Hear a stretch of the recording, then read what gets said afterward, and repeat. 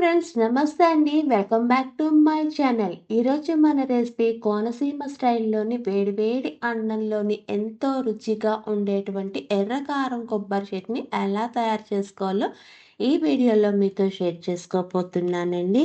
ముందుగా పొయ్యి వెలిగించి పాన్ పెట్టుకుని దీనిలోకి 1 టేబుల్ స్పూన్ ఆయిల్ తీసుకోవాలండి.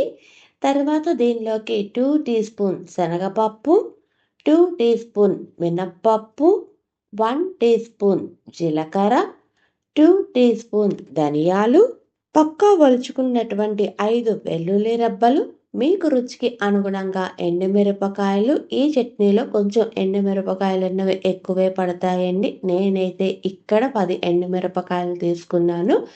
ఇక్కడ ఫ్లేమ్ అన్నది లో టు మీడియం ఫ్లేమ్లోనే పెట్టుకుని వేసుకున్న అన్ని ఇంగ్రీడియంట్స్ మంచి గోల్డెన్ కలర్ వచ్చే అంతవరకు వేపుకోవాలండి. ఇలా వేగినటువంటి వాటిని ఒక మిక్సీ జార్ తీసుకుని దీనిలోకి ట్రాన్స్ఫర్ చేసుకుంటున్నాను.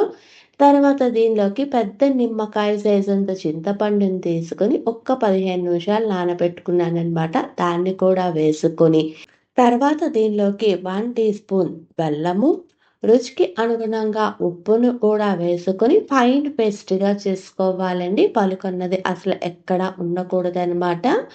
ఇలా ఫైన్ పేస్ట్గా చేసుకున్న తర్వాత దీనిలోకి ఒక మీడియం సైజు కొబ్బరికాయని ఇలా కోరుకుని తీసుకున్నానమాట. దీన్ని కూడా వేసుకొని మిక్సీ ఆపుకుంటూ ఆన్ చేసుకుంటూ ఆన్ చేసుకుంటూ ఈ మొత్తం పచ్చడిని రుబ్బుకోవాలన్నమాట.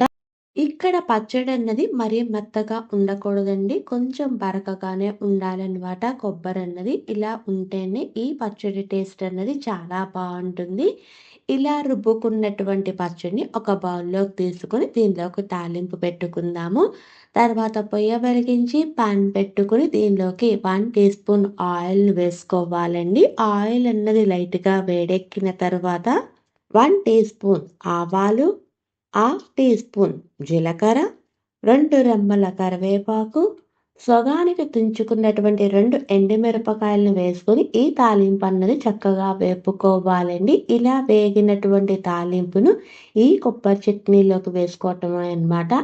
ఈ చట్నీ అన్నది కోనసీమలోని ఎంతో ప్రసిద్ధి కాంచిన వరసిద్ధి వినాయకుని పుణ్యక్షేత్రం ఉందండి. ఈ క్షేత్రంలోని అన్న ప్రసాదంగాను ఈ కొబ్బరి చట్నీ వడ్డిస్తారనమాట.